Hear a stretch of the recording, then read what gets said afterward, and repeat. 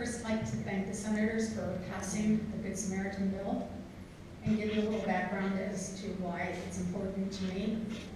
My daughter is one of those people that you hear about in the news, one of those people that chooses to use heroin, that chooses not to get help.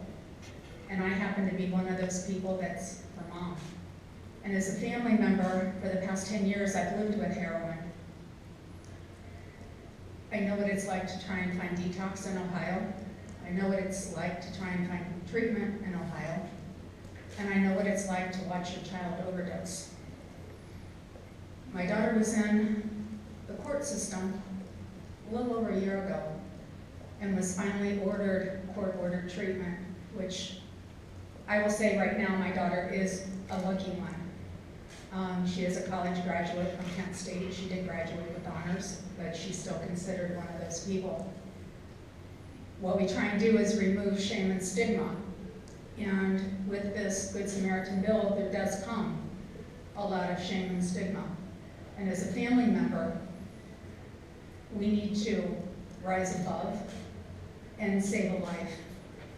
And I'll go back to a year and a half ago when my daughter received court-ordered treatment. She was living at home. I knew I had 65 days to get her into an eight-month program. And I thought I heard her phone drop up in her bedroom, so I went upstairs to check, and instead of a phone, I found my daughter on the floor. Even though I had Narcan, your first instinct is to start doing resuscitative breathing and CPR, which I did. When I was finished and got her breathing, I called 911. And as I'm talking to the operator, I asked, will a police officer be arriving at the home at my house also? And they said yes.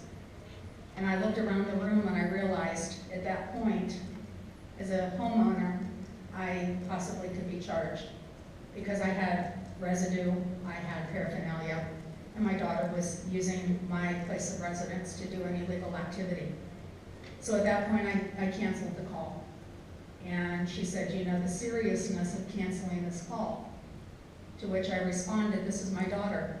Do you understand the seriousness of what I'm dealing with right now? She's just sat up. I do not want a police officer in my home. I will take my daughter to the hospital and she will receive the medical treatment that she needs because I do not want to be charged. I don't want my daughter charged. And this is my place of residence.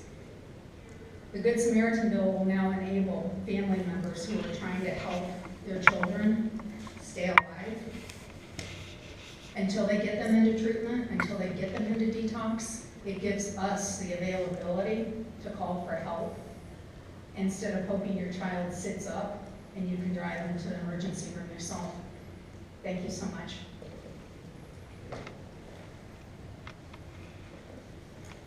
I also would like to thank the senators for beginning this journey of hope for the family members who have lost someone to this horrible disease.